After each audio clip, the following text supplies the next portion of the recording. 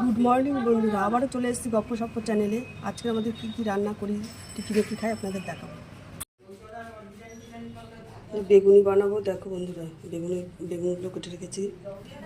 এই যে বেসনটাকেও ফেটিয়ে রেখেছি, এর সাথে সুজি, বেসন আর হচ্ছে হলুদ গুঁড়ো, নুন দিয়েছি।